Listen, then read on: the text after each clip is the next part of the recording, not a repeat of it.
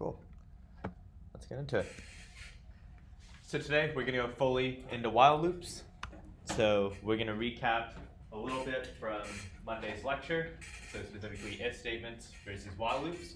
Then we're going to do a problem where we sum all the digits from 1 to any other number, just to show the power of while loops and how quickly computers can do operations. We'll then go into infinite loops, why they're bad and how you can avoid them. And then finish off with a segment on semicolons, because right now when I help students debug in office hours, a lot of times the errors are related to semicolons. So today, I kind of gave people the chance to play around with it, test it. Now we'll kind of formally say where semicolons go at the end of which lines. Any questions before we get started? All right, let's do it. Okay, so normally when we put up this table, I show you the symbol and then I ask, what does it mean? And people generally get that. But in seeing the code, people will say, okay, I think I need to use greater than, but then are maybe using the wrong symbol. So this time we're going to do the opposite, where I give you the definition and I want to know what the symbol is that corresponds to that. So if we wanted to do greater than, maybe we'll do it in groups, and I'll have you guys write it down because it's a little bit hard to say it.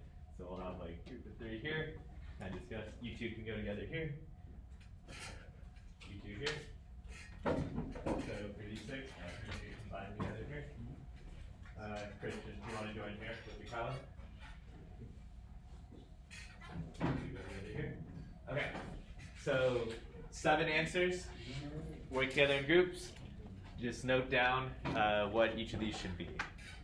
Make sure everyone in the group agrees with what the answer is.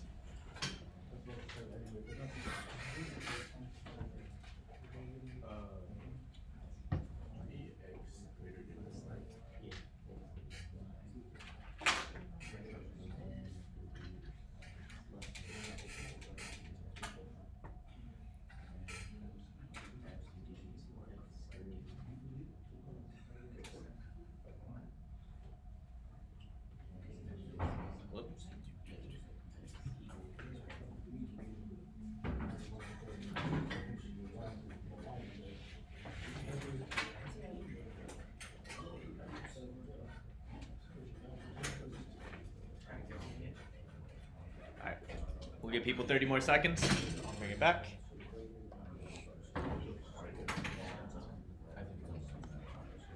Okay, if you were to draw this first one with your finger, what would this first one look like? All right, the greater than symbol. Cool. How about this one? Less than. Okay, sweet. All right, try to draw this one. How do you do this one? Okay, the greater than or equal. So one thing I'll note, these are the only 2 that have 1 symbol. Everything else is going to be 2 characters for the equality operators. So yeah, you got it? Greater than or equal to. All right, how about less than or equal to? Less than, equal, sweet. All right, the big one where I'm seeing the most mistakes on, the equals operator. All right, how many equal signs? 2. This is a very hard error to fix. We saw it with rock, paper, scissors. There's one student who had, because you had a bunch of equals comparisons. I think one student had the double equals for all except 1. And we just couldn't figure out where the error was, because it was saying it was trying to compare a bool and a string. And we just couldn't pinpoint, especially because our minds were trying to see everything as double equal signs. And then eventually we found, okay, one of them has 1 equal signs, so it was assigning it a string. And so then it couldn't do the relational operator. All right, and then how about this one, not equal to? Exclamation point and then equal. So again, these bottom 4 all have 2 symbols, and especially for the equals and the not equals, that's the one you want to remember, 2 symbols there. How about if we want to just assign something, the assignment operator? 1 equal sign. Cool. Any question on any of this? Cool. All right, we're going to do one more practice one. This one we'll do as a class. So we have 2 variables, a variable bool called isRaining, that's set to true, and then a variable called temp, which is kind of short form for temperature, and that's an int, that's equal to 40. So this first one, I'll give people a little bit of time to look at it, and then we'll go over it as a class. Okay, So let's take it. So each of these are either going to be true, false, or error. So for this first one, is raining. What's the value of this? True. Temp less than 35. True or false? False. So we have a true and a false. What does this symbol in the middle mean? Or. All right, true or false. And what is the result of that? True. Sweet. All right. How about this one? So we said is raining is true. Temp is less than 35 is false. What is this symbol in between? All right, so we have true and false. What does that come out to? False. All right, so again, if we're doing and, it's only if every condition is true. Then the and statement will be true. All right, how about this one? True, false, or error? True. No, Oh, no. it's not true. It's error. It'll be, yeah, it'll be an error. Why is it an error? Because you got the right So again, each of these will be treated individually. So temp is greater than or equal to 40. That's true. And then the computer is going to get confused when it sees less than or equal to 50. It doesn't know what to compare. Because if we wanted, we could have put some other variable. If we had like another, like int x equals 5, we could set up a statement like this, where you do two different variables because they're each treated as separate expressions. So you really do have to say, even if it's the same one, you have to put it on both sides. Okay, and so if this is it, what is the, will it be true or false? Okay, so different answers. So let's see. Temp is greater than or equal to 40. Is this true or false? True. And is temp less than or equal to 50? Yeah, true. So we have two trues, and that would come out to true. All right. How about this last one? True, false, or error? Yeah. So it. Okay, maybe error is not the right word because technically the code will still run, but it's just going to assign the value 43 to temp, which is always going to be true. So it's going to be not what we expect it to do, right? So how can we fix it? Yep. All right. And now is it going to be true or false? False, because 43 is not equal to 40. All right. Any questions on any of these? Okay.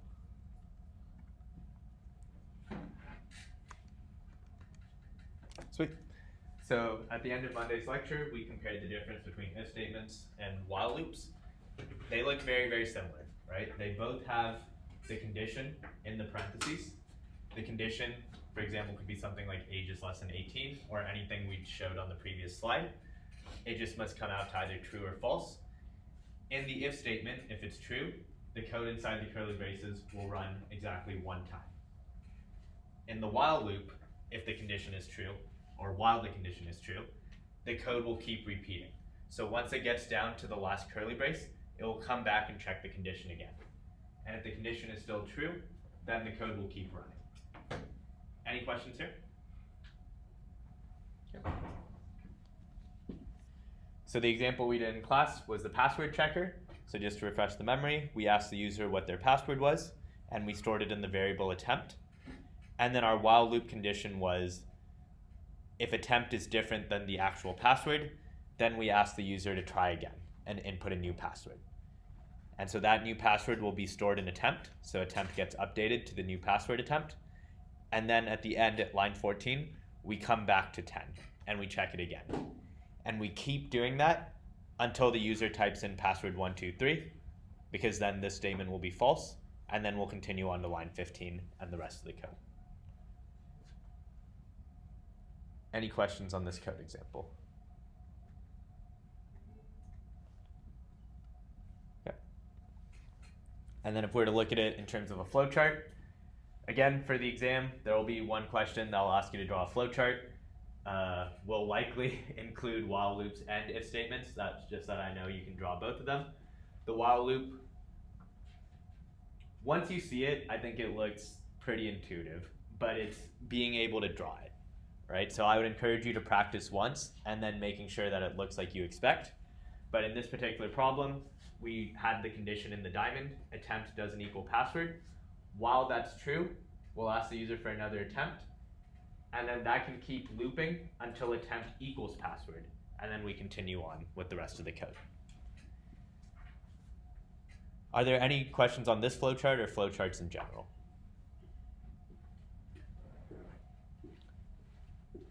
You good? Again, rectangles are kind of just like a summary of the code. So you don't have to put every small detail, like what variable you define and all that. You're more just summarizing what it looks like. The arrows are the order of the code flow. So this arrow is kind of showing we're going to loop around, and we're going to keep looping in this while loop. Cool. And then finally, the final slide for recap is just what the while loop syntax looks like. Again, I just copied this code, or I copied this slide from the if statement example, and I just changed two things. One, I changed the keyword if to while, and two, I changed this thing to say keep repeating while the condition is true instead of run it once if true. So if you don't feel rock solid on if statements, I would start there, because while loops use very similar syntax to if statements, use the same conditional expressions. The only difference is how many times the code runs in the curly braces. Sweet. Any questions so far before we go to the next section?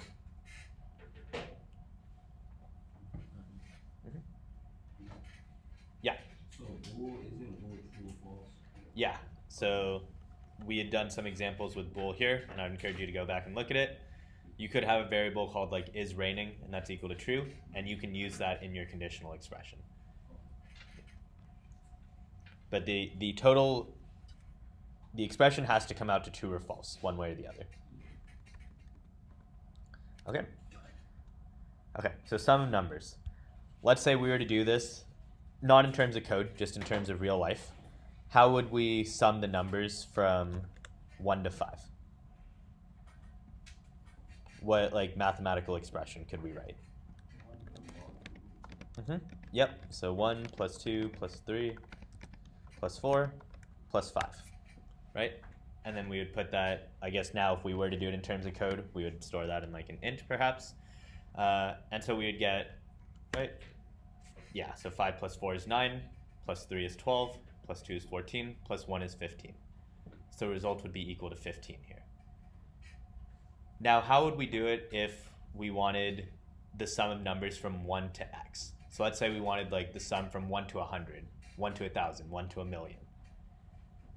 In code, we wouldn't be able to do that without a loop. Or you would need like a bunch of if statements. You would need something like, let me open up, we'll do the code visualizer. If you wanted to do that with if statements, you would need to ask the user like, all right, like input a number. So we'll say int x, because I can't do input on the visualizer. Let me move this over so that everyone can see. All right, so you could have something like int x is equal to 23, and then you would need a ton of if statements where you're like, if x was equal to 3,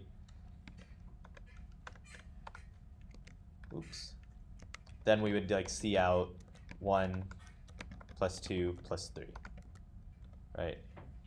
Else if x were equal to 4, then we would have to do the same thing, and we would add on 4, right? And so hopefully you can kind of see the pattern. If we wanted to do this, we would have to have literally thousands of if statements to capture each of the different cases. And this wouldn't be very good code, right? If we had to write out for each individual case what to do, because then the program's what we call not scalable. If the user wanted to sum the first 1,000,000 digits, we would have to write 1,000,000 digits of code here, right? So do people understand why this wouldn't be a good solution with if statements? Okay. So now how can we do it with while loops? So again, we're going to ask the user for some value to sum up to. We'll have some variable called sum that's going to sum together all the digits, and we'll initialize it to 0 to start. And so here, we can say, so essentially we want to sum up to whatever value x is. So if this was like a normal lab, we would get x from the user. In this case, I'm just going to assign it some value. So for example, 23. What can we put in the condition so that we sum all the way up to 23? Like how do we go up to 23 but not exceed it? And we'll have like a counter.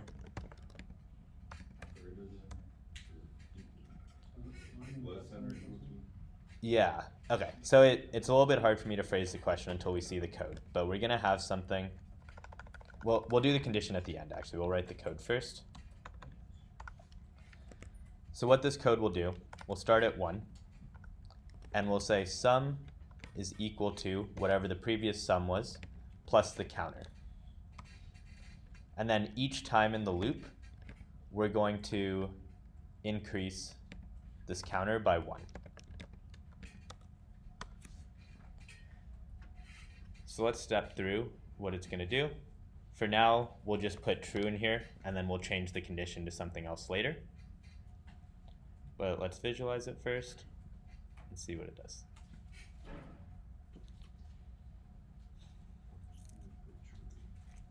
Dang. I was hoping it would just step through line by line, but I guess it's smart enough for that.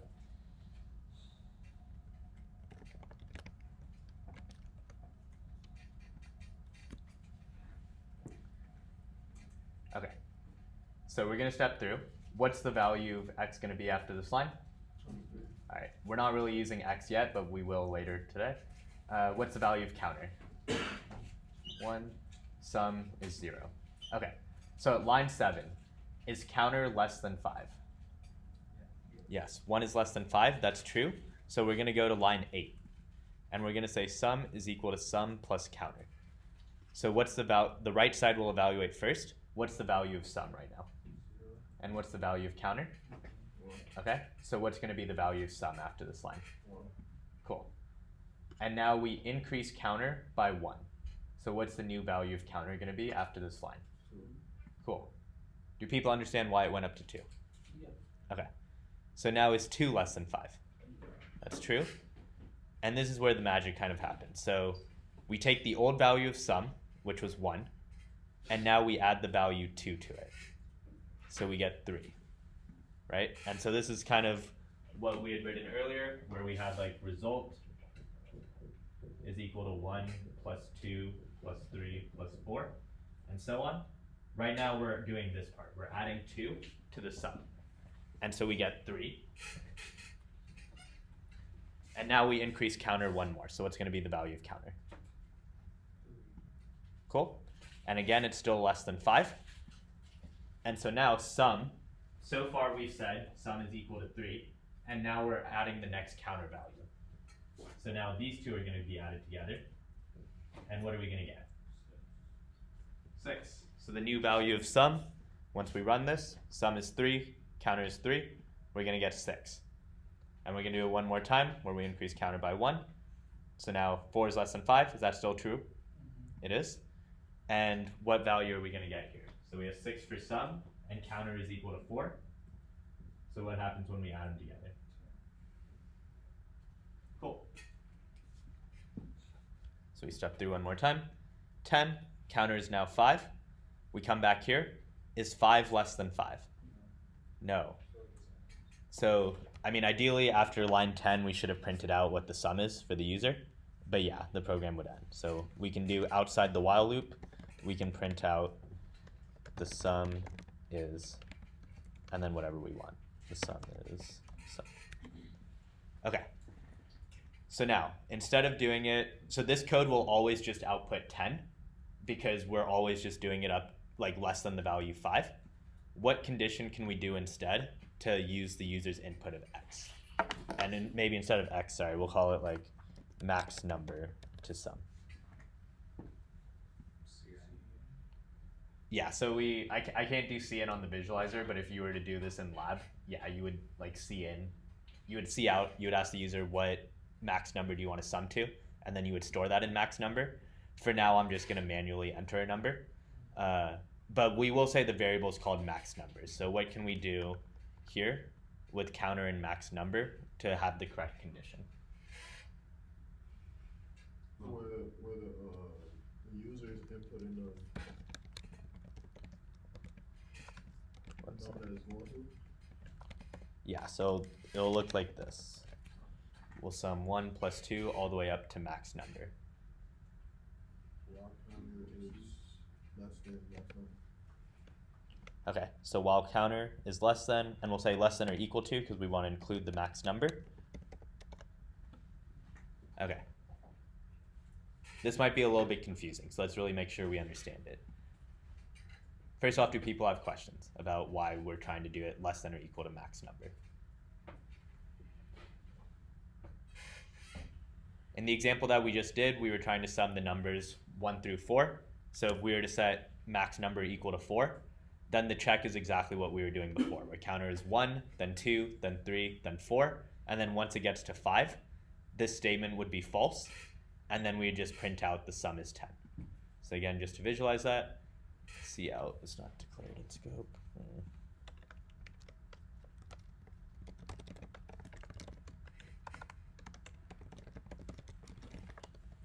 Okay.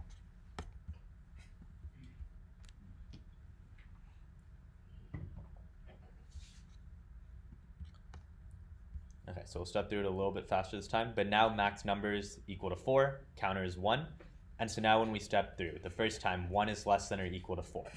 So we can continue, it does all the same stuff.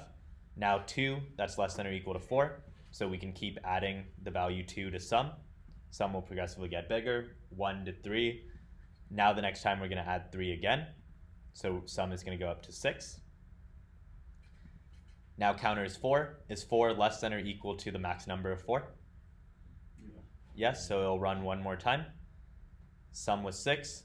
We add 4 to it to get 10. And now counter is 5. Max number is 4. So what's going to happen here? Just gonna put a C out. Yeah, so this is going to be false. So now we'll come down to line 16, and we'll print out the sum is 10. Does that make sense? Yeah? Okay. So now let's copy this over to EdStem and see how fast it would be if we tried to actually put in a big number.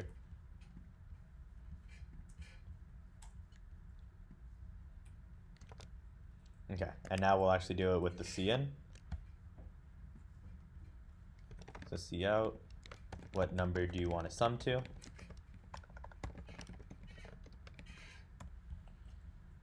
So instead of defining max number like this, put it in front. And then what's the keyword we can do to get input? C in, and we're storing that in max number. Cool. All right, so let's run this. All right, someone give me a number. 7. All right, so let's think about 7 first. We said the sum till 4 was 10, plus 5 is 15, plus 6 is 21, plus 7 is 28. Sum is 28. Boom. All right, another number. 10. So 28 plus 8 is 36, plus 9 is 45, plus 10 is 55. Cool. Let's do a massive number now. 34? All right, I can't verify 40, but supposedly it's 820. And now the power of computers, let's say we were to run it, hopefully EdStem can support it, but let's say we were to do something like 9,999. Let's take bets. How long do you think this code will take to run?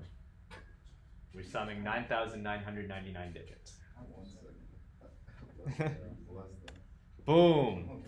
What, like maybe like 0.1 seconds. All right, so it looks like EdStem can support it. Let's do 1 million. The sum of the first million digits. If you were to do this on your calculator, how long would it take you to do? A while. With code, 0.1 seconds. Wow, EdStem's actually faster than I even realized. All right, let's try 1 billion. 1, 2, 3, 1, 2, 3, 1, 2, 3. I feel like this has to be more than a second. Okay, cool. Billion takes a little bit longer, but still just about a second. And in fact, the sum was too big, so it's what we call like an int overflow, because we can only store up to so many digits, so it kind of overflowed and then went back to the negative side. So if we really wanted to do this, we would need to do probably a double for the sum, because doubles can typically store more digits, because it's 8 bytes instead of 4 bytes. But let's see, a billion might still be too big. 3, 1, 2, 3, 1, 2, 3. Okay. Yeah, it puts it into scientific notation. So it's like 5 times 10 to the 17th. Some very, very large number. Cool. All right, Any questions there? Yeah. So okay, it seems like using a conditional while loop is kind of similar to using like a for loop in a way. So like, Yes. when would you want to use a while loop instead of a conditional while loop instead of a for loop? Yeah. So we'll learn about for loops after the midterm. So for now, you'll always use a while loop. Later, once we learn about for loops, the difference will be for loops will be if you know exactly how many times you want something to run. So in this case, yeah, maybe a for loop would be ideal because you know exactly how many times you want to run it. Whereas a while loop would be for something like the password checker, where we don't know if the user is going to put in 3 invalid passwords or 8 invalid passwords. So that one, we need a while loop that would keep checking the condition. But for now, for these next 2 weeks, everything will be while loop. Thank you. Yep. All right, any other questions? Sweet. So hopefully this kind of shows the power of while loops and computers. The fact that you can do a billion calculations in just over a second. Yep. Sweet.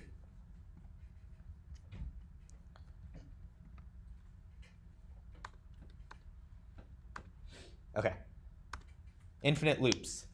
So right now the conditions we've been doing, in the last column we checked if counter was less than or equal to max number. With the password checker example, we checked while attempt didn't equal the actual password. Those were examples of good conditions.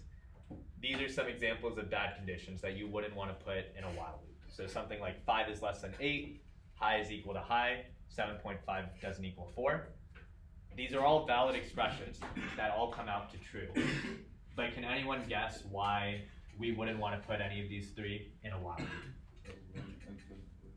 Yes, so these values are always going to be true. There's no chance for it to ever be false, right? Because these are like string literals, and then these are numeric literals. And literals, as we learned earlier, will never change. Once you put them in the code, they're always going to be the same.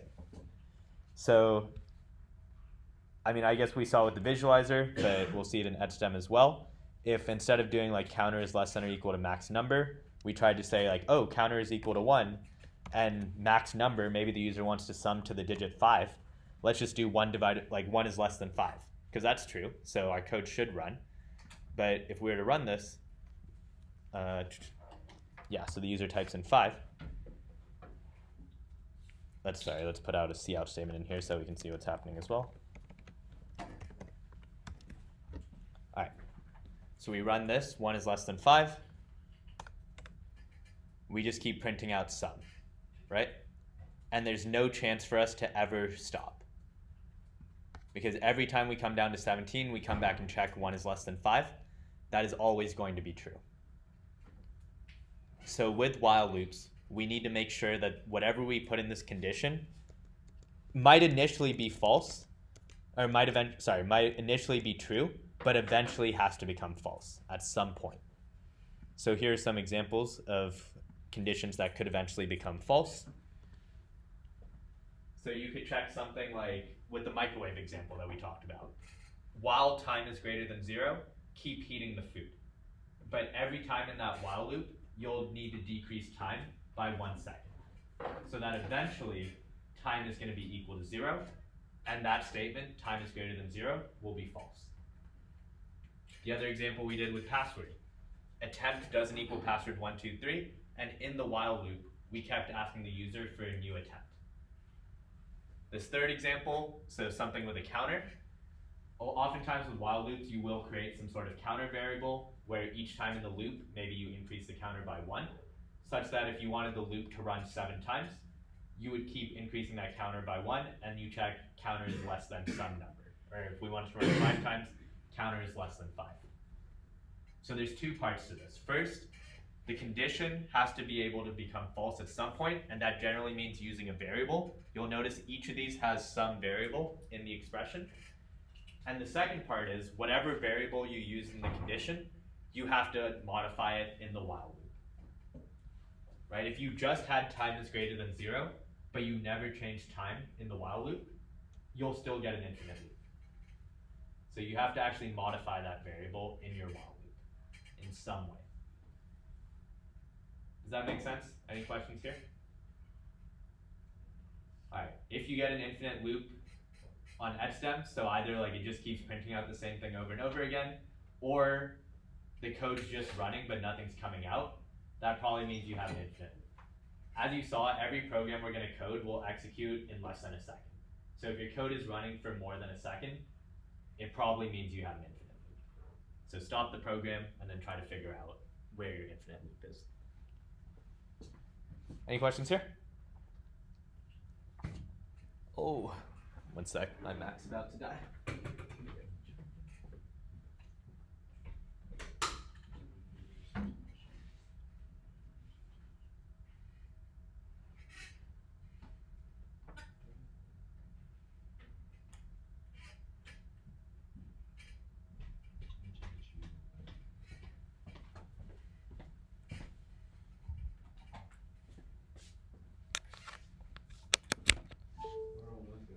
Yeah.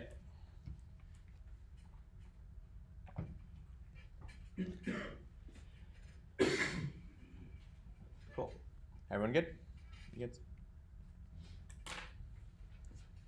Again, these are just examples. Again, it'll depend on like the context of your problem, what you're going to put in your condition statement, and then what variable has to change in the while loop.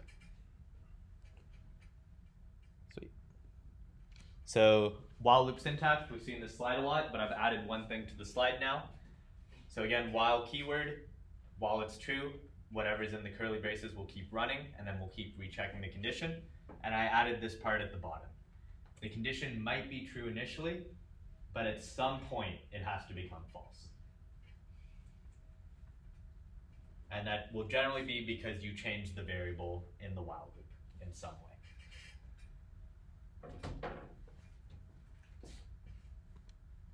Sweet. So that'll wrap up while loops for today. We'll do a little bit more on Friday, and then today's lab 5, will give you practice with while loops. I just wanted to do one part on semicolons, because I've noticed when helping students debug, they're usually like the error does revolve around semicolons. So let's first just look at what the error looks like when you forget the semicolon. So if you do something like this, you run it. The first part will be figuring out where the error is. So in your console, scroll up to the top of the console, and it will tell you the line number. So it'll tell you the line number here, or it'll tell you it here. So line 15, so we can go, and I think it even highlights it for you too. Like the line number here, you'll notice it's purple. So EdStem's pretty nice in that it'll tell you like what the line number is. And then you should read the error. Like the first thing you should always do when you get an error, find the line number, and then read what the error is. So in this case, it says error expected semicolon before this curly brace sign. So that should be your key to be like, oh, okay, I forgot to put a semicolon here. And then you run it, and it should work fine. The one, though, that is tougher to find is when you forget the semicolon when you're defining the variable. Because now the error is going to say that the error is on line 6 or 7, and it'll say max number was not declared in scope. So generally, if you see an error that's saying like a variable is not declared in scope, it means one of two things. Either you just didn't define the variable earlier in the code, or when you defined the variable, you did it incorrectly. So even though it's saying the error is on line 7, if line 7 looks good to you, you should go to where you defined the variable. And in this case, we defined max number on line 5, and then we want to check 3 things. Do we have the data type? Do we have the variable name? And do we have the semicolon? And so this is the one where I'm seeing people forget the semicolon the most often, is when you're defining the variable. Any questions there? Sweet. So let's just look at, I kind of let you all figure out where to put semicolons on your own. So now that should make this exercise a little bit easier. So I have all the different code segments that we've learned about and their code example. And the question is just, do we add a semicolon at the end of the line? So include statements, do we add a semicolon? No. Using namespace std? Yes. Yes. So half of them at the top before the main function will have the semicolon. All right, when we're defining the main function, so int main. No? This way you can think of it as like, it's not a complete statement yet. Like we've created the main function, but it's just a code block. So we can't put a semicolon because that would signal the end of the code block. All right, defining a variable, double weight. Yes, that was the example we just went over. How about if we want to assign a value to the variable? Yep. These are complete statements. Like they can stand alone by themselves. They don't need anything else. Print statements, cout, hello world. Cool. All right, one more slide. If statements, if weight is greater than 30. Nope. All right, if we just want to print like a new line at the very end of our code, cout endl. Yeah, so this falls under the print. Anything with cout will have the semicolon at the end. While loops, while weight is greater than 30. Okay? How about the end of a code block? So that final curly brace at the end of the main function, while loop if, all right, I'm seeing head nods for no. And then final one, inputs. So something like cin. Okay, sweet. So I kind of tried to group these into categories of where we would add semicolons. There might be exceptions to the rule, but I think in 99% of the cases, this will be true. If you're defining or assigning variables, make sure you put the semicolon. People generally do it when they assign the value, but they forget when they're defining the variable. So even if you're just doing something like int age, make sure you put the semicolon at the end. Cin or cout, generally people are putting semicolons here, so that's good. Declaring namespace, I haven't seen any issues with people forgetting the semicolon there. So those three hopefully make sense. Just remember with defining variables. And then places where you don't add the semicolon, yeah. Look. So the semicolon is what is just like telling you that that's the end of the code, correct? And you're going to a new line. I like to think of it as like the period. It would be equivalent to like a period in an English sentence. So it can hurt your code as well. Like you can't just like put Yeah, you can't put. a period. You can't just put it at the end of everything. Yeah, so if you were to put it at the end of like your if statement line, none of the code in the if statement would run because it thinks like, oh, the semicolon's here. This is the end of the if statement. I don't need to do anything else. So generally, the main places where you don't put semicolons is after curly braces, because curly braces are saying like we have this big code block that's coming up. So that by itself isn't a complete statement. It needs all the code inside of it too for it to be a complete statement. Yeah. So generally, if you see a curly brace, this is the one where I'm sure it's true 99% of the time. There might be an exception. Maybe later in class we'll find something where there is a curly brace and it has a semicolon. But right now, everything we've learned with curly braces will not have semicolons after it. And then the include statement is like a very weird exception to the rule of after complete statements, we don't put a semicolon. Because in a sense, the include statement is kind of a complete statement. The reason the textbook gives is it says the include statement isn't really like a C++ specific line of code. Not a great explanation, but I guess you just generally have to remember the include statement will not have a semicolon. But hopefully the others kind of make intuitive sense for why we put it there. Any questions here? And again, even if you don't remember all of it, you should be able to, when you see the error, when you run the code, be able to know where it is that you forgot to put the semicolon. Sweet. So that's all I have. What's due? Lab 4 is going to be due tonight. If you haven't finished it, come into lab today. I know we're going to be working on lab 5 today, but if you haven't done lab 4, you can still come in and we'll still provide help and support. Otherwise, if you finished lab 4 already, today we'll be working with while loops in lab 5. And again, lab starts at 5 p.m. If you want to come into office hours, 3 to 5.